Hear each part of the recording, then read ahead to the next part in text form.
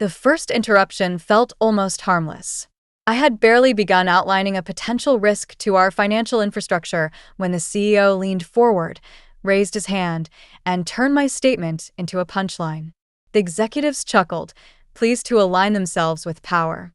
I remained standing, folder in hand, unsure whether the laughter was about the idea or about me. I told myself it was an isolated moment. I was wrong. The second meeting confirmed a pattern. I attempted to highlight inconsistencies appearing in the quarterly data, but the CEO cut in again, redirecting the conversation toward his latest triumph. His voice filled the room while mine evaporated. Several department heads shifted awkwardly, yet none defended me. They had families, mortgages, and reputations tied to the man at the head of the table. Silence became contagious. By the fifth meeting, colleagues stopped asking for my updates altogether. They avoided my gaze, terrified that acknowledging my presence might invite scrutiny. I learned something that day. People do not betray truth out of malice. They betray truth out of fear. My proposals gathered dust as the CEO basked in applause for strategies built on assumptions rather than analysis. The 10th meeting was different. I arrived with undeniable evidence that our systems were facing intrusion attempts. Every chart, projection, and timestamp pointed to an approaching crisis. Yet the CEO interrupted again, declaring that I was overcomplicating a success story. The room froze, unwilling to question him. My warning dissolved into the atmosphere like smoke vanishing through an open window. At the 11th meeting, something inside me shifted. I no longer expected to be heard. The silence around me was not accidental. It was constructed brick by brick until my voice no longer existed. In that moment, I understood that silence can be manufactured, and once it is, destruction becomes inevitable. Long before anyone else sensed a problem, I spent my evenings reviewing the architecture of our financial platform. The CEO dazzled investors with polished speeches and rehearsed optimism, while I quietly traced irregular access points buried inside the company's digital skeleton. What appeared stable on the surface concealed a flaw that behaved like a silent leak behind a gleaming wall. The more I explored, the clearer the danger became. One breach in the wrong place would cripple us. I submitted my first report with confidence. It outlined a vulnerability that could allow unauthorized entries into transaction records. The CEO barely skimmed it. He preferred anecdotes about growth and visionary leadership. He believed risk management was a prison for dreamers. To him, numbers were decoration, not direction. He closed the report with a smile and suggested I take a vacation. The board applauded his charm, convinced I was a cautious mind resisting progress. The second time I raised my concerns, I came prepared with case studies of corporations that collapsed after ignoring similar issues. The CEO laughed and reminded the room that success required bold ideas, not fearful predictions. His admirers nodded along, eager to share his spotlight. They mistook recklessness for courage and labeled responsibility as pessimism. I realized I was not fighting incompetence. I was fighting ego dressed as confidence. My determination grew with every dismissal. I rewrote my findings, updated my projections, and expanded my research. Each new discovery exposed deeper weaknesses in the platform, weaknesses that could be exploited by a single skilled actor. I understood that innovation without anticipation does not build empires. It destroys them from within. And as the CEO continued chasing applause, I watched the foundation beneath him rot, knowing the day would come when numbers would no longer be ignored. The office was quiet that evening. The lights on the executive floor had already been dimmed after a day filled with congratulations and champagne to celebrate another record quarter. While laughter echoed in the cafeteria below, I remained at my desk surrounded by spreadsheets that refused to lie. At first, the patterns looked like simple anomalies, temporary glitches in the log files. Then I noticed their rhythm. Unauthorized access attempts did not appear randomly. They escalated month after month, growing in precision and frequency. The company was celebrating its success without realizing the walls of its treasury were being tested from the outside. As the minutes passed, every chart I generated confirmed a disturbing truth. Someone had already mapped our vulnerabilities and was inching closer to exploiting them. The platform we trusted to manage millions of transactions was more fragile than anyone suspected. I felt my hands tremble as projections took form across the screen. If the intrusions continued at the same pace, the breach would not be hypothetical. It would become inevitable. I could almost visualize the chain reaction it would trigger. Frozen accounts, vanished funds, stunned investors, and headlines that would stain the company forever. The numbers did not whisper. They screamed. I worked through the night assembling a complete report. It included logs, timestamps, predictive modeling, and a clear path to prevent disaster. I added a mitigation plan prepared with the precision of a surgeon. Every detail was irrefutable. When I finished, I stared at the document and understood that I was holding more than analysis. I was holding a warning carved in evidence. It no longer mattered if they liked me or if the CEO thought I was dramatic. Numbers do not seek approval. They expose reality. I knew that once the board saw this report, the celebration would end and the reckoning would begin. The CEO enjoyed every entrance as if it were a scene in a theater. He paused at the doorway just long enough for people to notice him. His grin always arrived before his ideas, and the board mistook charm for confidence.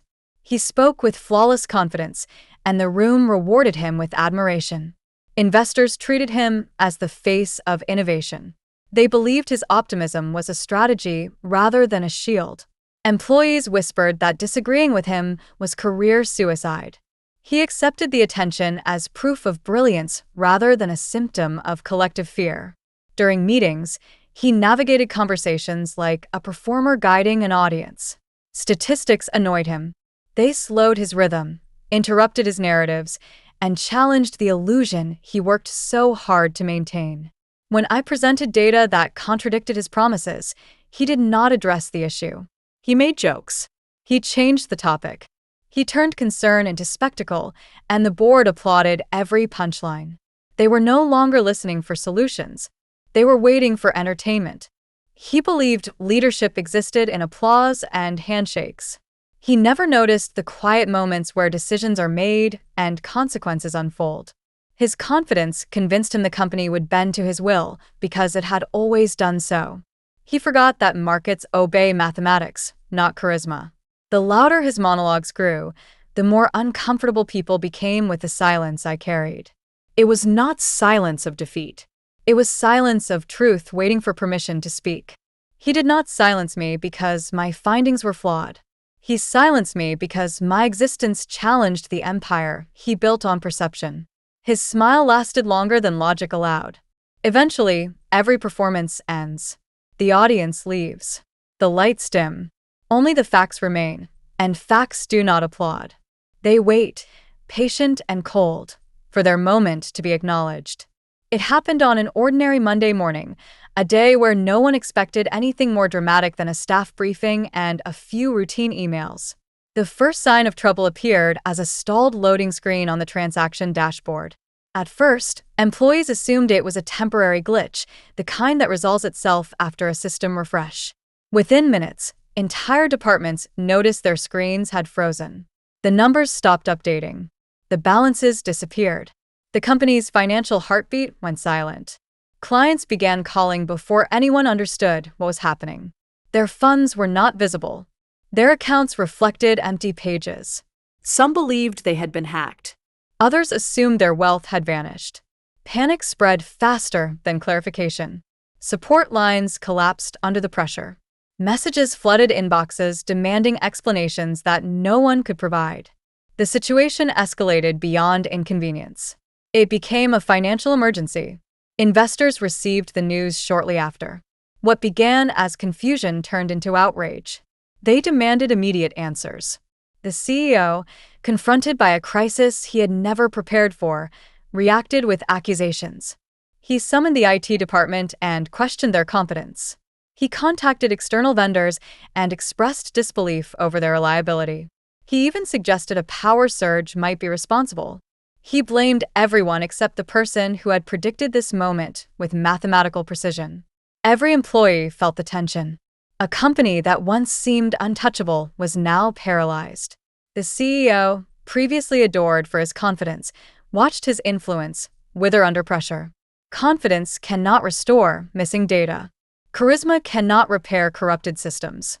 Only preparation can, and preparation had been ignored. As the chaos unfolded, one truth emerged. The silence he had imposed was no longer a shield. It was a debt. And on that day, the system he dismissed revealed the cost of arrogance, and the company learned that consequences do not negotiate with pride. The atmosphere in the boardroom felt different that morning. There was no theatrical entrance, no polished monologue, no forced confidence filling the air. The CEO was absent, and his absence was louder than any speech he had ever given. The directors sat in stiff chairs, surrounded by screens showing frozen transactions and graphs that refused to recover. Their expressions, once amused by exaggerations of success, now carried the weight of accountability.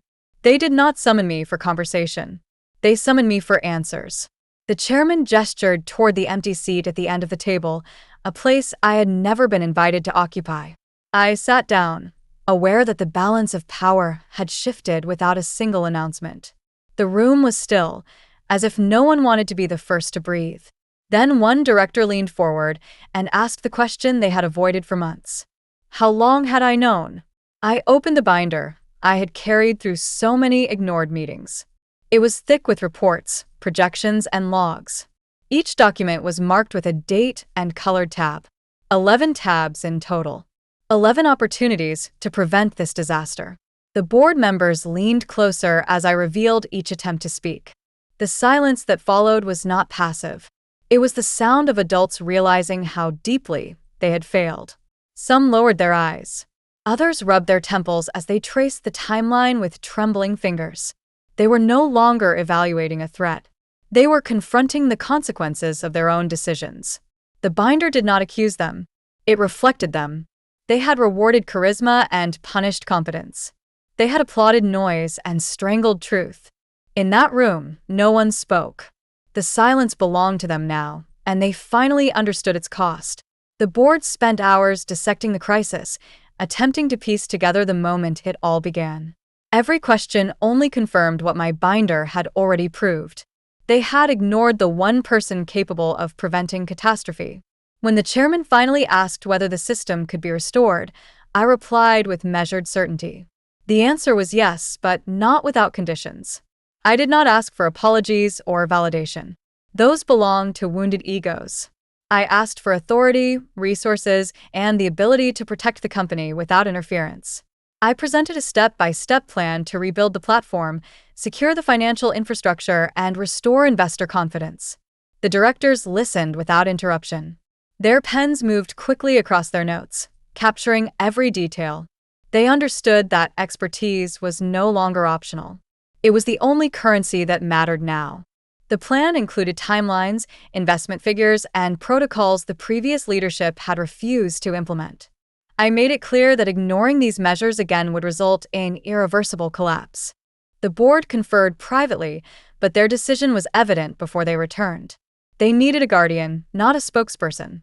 The document they placed before me contained a new title, privileges, and unrestricted system access. I read it once, then set my signature calmly at the bottom. In that moment, the company's hierarchy shifted. It was no longer built on confidence. It was built on competence. As the directors filed out of the room, their footsteps sounded different. They no longer walked with the arrogance of people who believed they were in control. They moved with the caution of those who had learned a painful truth. Influence can be borrowed. Power can be purchased.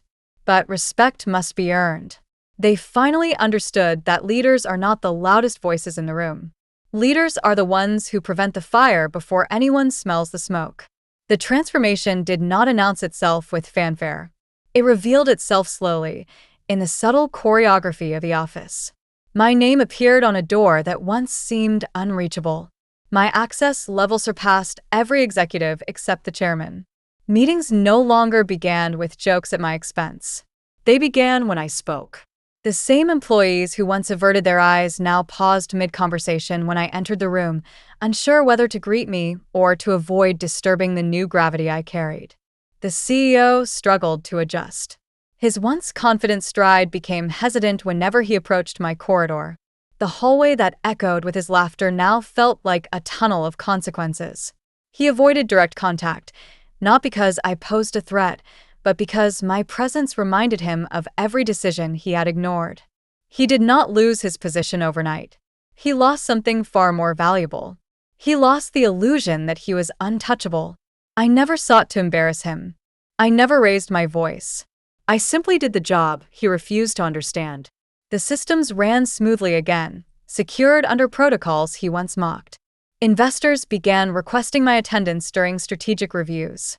The board turned their attention to the person who had saved their wealth rather than the performer who once entertained them. Reputation shifted quietly, like a tide reclaiming the shore after a storm. My salary exceeded his without a negotiation. My signature became the final approval on every major transaction. I did not replace him in title, yet I occupied the seat that truly mattered. Authority is not printed on business cards. It is granted through trust. The CEO silenced me 11 times. The board responded once. They taught him that silence can be weaponized, not through rage, but through irreversible consequences.